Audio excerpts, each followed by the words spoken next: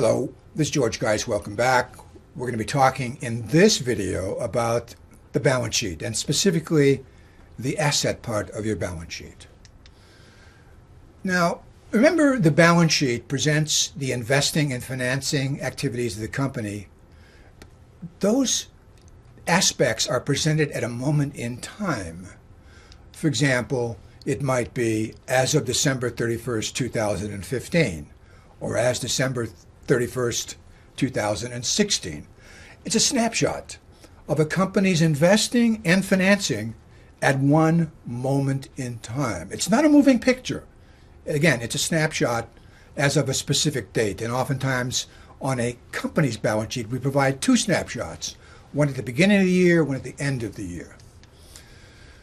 Once again, assets are going to be equal to liabilities plus shareholders' equity on the balance sheet. In other words, investing is going to equal financing. The balance sheet classifies assets and liabilities as being either current or non-current. Now, current assets are those which essentially are cash or will turn to cash within a year. Current liabilities are essentially those which will become due within a year. Non-current goes beyond the year. So if you have longer-term investments like a building or land, those will be classified as non-current. Now, an important point to note is that when you look at a balance sheet, typically, you're looking through a rear view mirror. In other words, unless you're projecting financials, you're looking backwards in time as to what your company has done as of that date historically. This is an important point because when you look at a company's balance sheet and assets, it may be that going forward you have great opportunities in your venture. Those probably will not be reflected on historical balance sheet. This has great implications as far as how you think about valuing a company, for example. Now, let me tell you a story about my son. My son did undergraduate work at Berkeley and went to work for a couple, 3 years and said, "Dad, I think I want to go back to graduate school." I said, "You do? That's great. I'm going to do a JD MBA, a law degree and an MBA degree, typically a 4-year program in the United States." And he said, "Dad, you paid for my undergraduate college. I want to pay for my own graduate school." And I said, "You are? That's terrific news to me." Well, in fact, I wound up helping him a little bit as he went through. But what I want to take you to the point where he's just about ready to finish his 4-year program, because there's some lessons to learn from this simple balance sheet. Now, if you look at his assets, again, it's a snapshot in time. It's June 30th, 2000. He's just finishing his JD MBA program. He's got cash, maybe $1,500. He's got not a lot of other assets. I put on here his golf clubs, which I valued at $300. His clothing, $400. I mean, that's, what can you get for clothing? I'm putting an arbitrary value somewhat. But in that case, if you add up all his assets, it's $2,200. That's what it adds up to. Now, if you look at his liabilities, and we call it net worth, in an individual's case, it's not shareholders' equity. He's not a corporation, but he does have net worth. He has a substantial government loan. The government has provided him to be able to pursue his graduate work. It adds up to about $110,000. Now, the balance sheet has to balance. Financing has to equal investments. So his net worth, in this case, is negative $107,800, so that his total liabilities and net worth is $2,200, which equals his total assets. Now, there's several lessons to be learned from this. This, in fact, would be his balance sheet if he put it together and presented it to someone. But what I want you to think about from an entrepreneurial venture perspective is that there are often many assets which do not appear on his balance sheet or your balance sheet as an entrepreneurial venture. For example, hopefully, he's built some substantial human capital, which doesn't appear on his balance sheet. I mean, he has operating power going forward based upon the investment in his education. And in fact, that turned out to be the case. After he graduated, he spent 5 or 6 years at a consulting company known as McKinsey. And eventually now he's he moved into education. He's now a professor at a law school and has made a substantial name for himself. But if you look at his balance sheet as of June 30th, 2000, you'd say this kid's in trouble. He's got negative net worth of $107,800. Now, same thing true, maybe you, for your company. Not all assets may be appearing on your balance sheet. Please keep this in mind as we go through the asset section of the balance sheet. I want to now highlight once again that total assets is always equal to total liabilities. In this case, the negative net worth or his claim against those assets, as reported, is negative.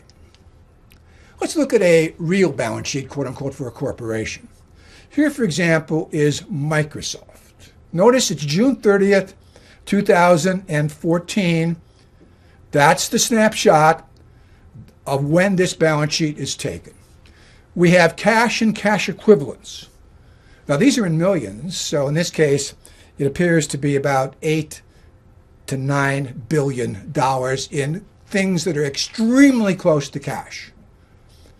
Now, it turns out that Microsoft also has short-term investments that when the press reports cash, that number is even augmented higher because the $77 billion that you see beneath that, the press oftentimes calls that cash also. I'm not going to cover all aspects of the Microsoft's balance sheet, but there's a couple things I want to highlight on the asset side. The next one is accounts receivable.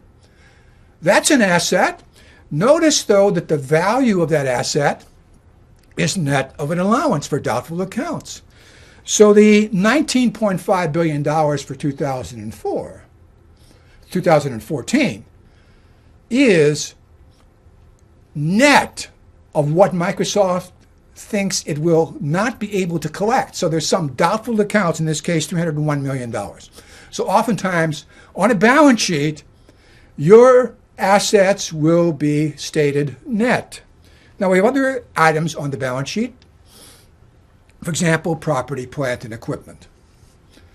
Notice that this is also netted out, net of accumulated depreciation. Now here, Microsoft has invested in equipment and property, but depreciation has been occurring. Now you probably know something about depreciation, but let me just give you a metaphor. All assets are on a march to the graveyard.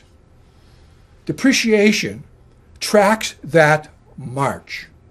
So if you buy an asset and it's going to last you for 5 years, every year you may take, for example, 1/5 of that value and depreciate that asset.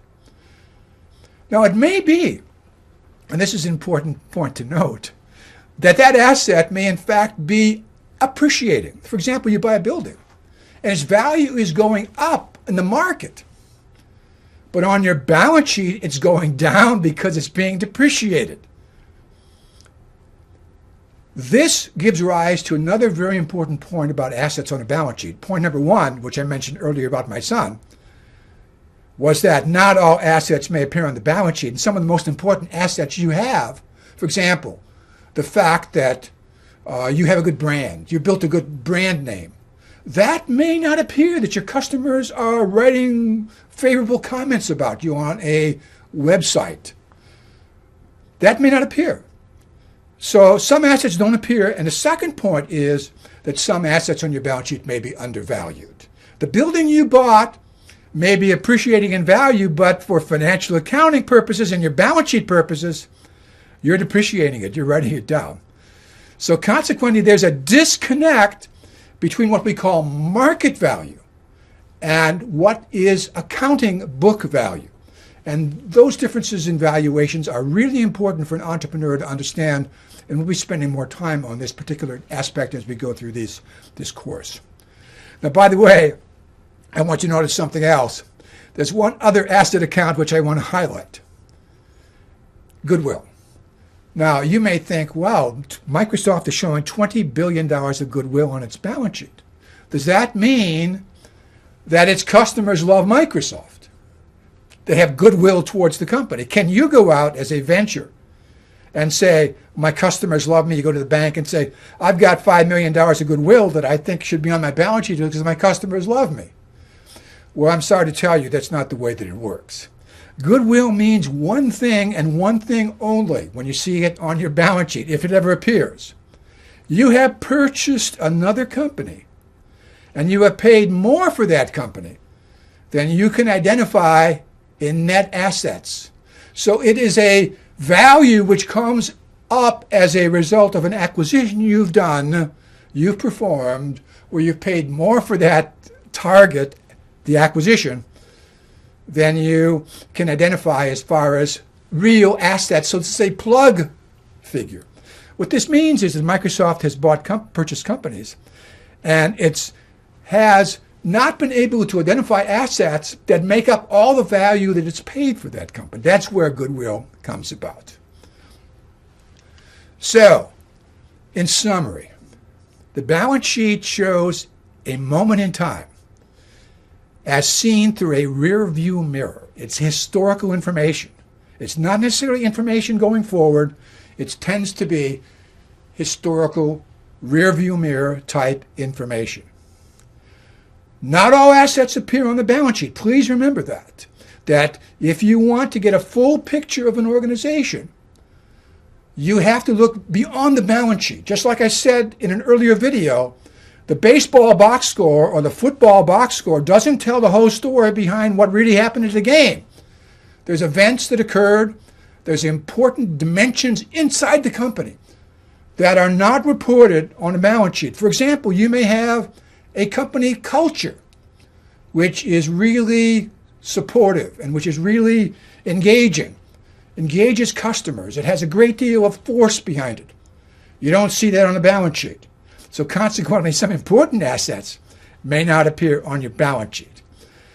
The key idea behind the balance sheet, once again, is the assets part of the balance sheet is equal to your investing, the investments that you've made that can be reported according to financial rules. Now, looking ahead, in our next video, we want to spend some time on the other side of the balance sheet, the financing side, the liabilities and shareholders' equity.